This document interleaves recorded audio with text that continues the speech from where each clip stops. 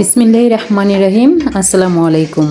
Bakery থেকে biscuit কিনে খাওয়ার দিন শেষ। ফুডিফাই টেস্টি কুকিং এমের বাংলাদেশ।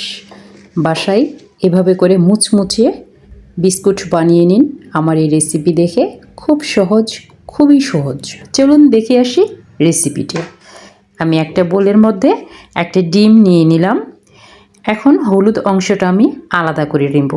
এই হলুদ অংশটা আমার পরে কাজে লাগবে, তাই আমি এটা একটা বাটিতে করে তুলে রেখে দিলাম।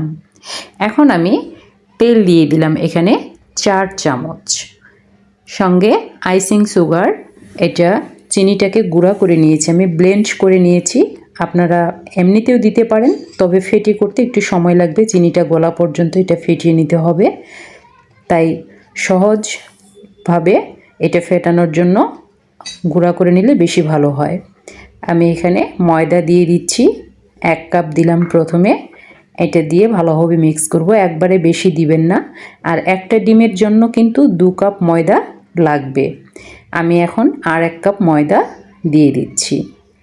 ব্যাস 2 কাপ ময়দা কিন্তু লাগবে একটা ডিমের জন্য। আর তেলটা খুব বেশি এখানে দেওয়ার প্রয়োজন নেই, বিস্কুটের মধ্যে খুব বেশি তেল লাগে না।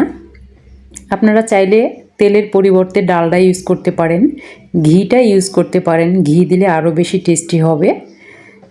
আমার ডোটা হয়ে গিয়েছে, বিস্কুটের ডো। এটা এখন আমি রেস্টে রেখে দিব জাস্ট আধা ঘন্টার জন্য, কারণ এই ডোটা রেস্টে রেখে দিতে বেশি ভালো হয়। ফিরে এলাম আবার আধা ঘন্টা পরে।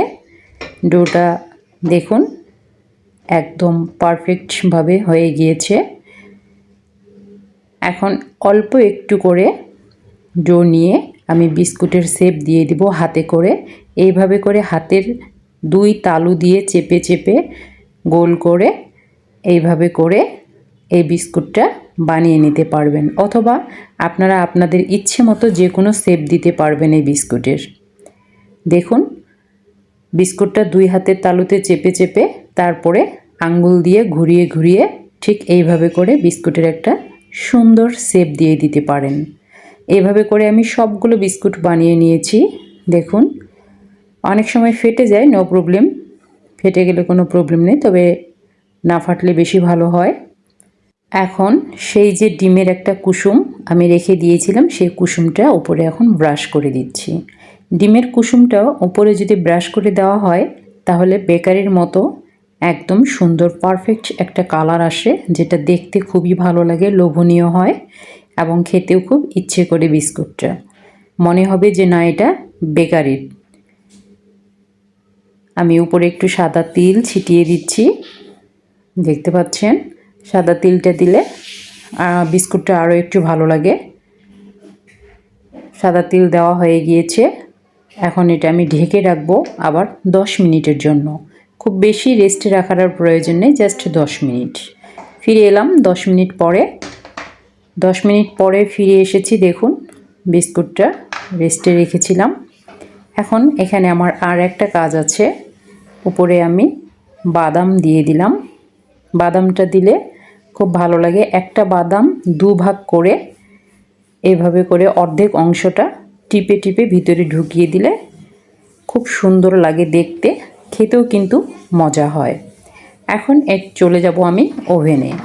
ওভেনটা আমি প্রিহিট করে নিয়েছি 10 মিনিটের জন্য। এই ওভেনে আমি ঢুকিয়ে দিলাম বিস্কুট। ব্যাস আমি কিছুক্ষণ পরে আপনাদেরকে একটু খুলে দেখাবো, জাস্ট 10 মিনিট পরে। দেখুন 10 মিনিট পরে এটার কিন্তু কালার একটু আসা শুরু করেছে, হলদে ভাব চলে এসেছে।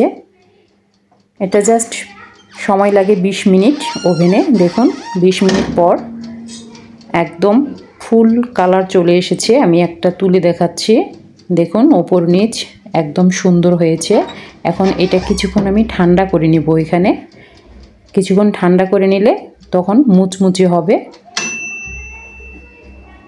আমি ওভেনটা অফ করে দিলাম। ফিরে এসেছি, দেখুন ঠান্ডা হয়ে গিয়েছে বিস্কুট আমার, খুবই সুন্দর লাগছে। আমি একটা প্লেটের মধ্যে নিয়ে নিচ্ছি।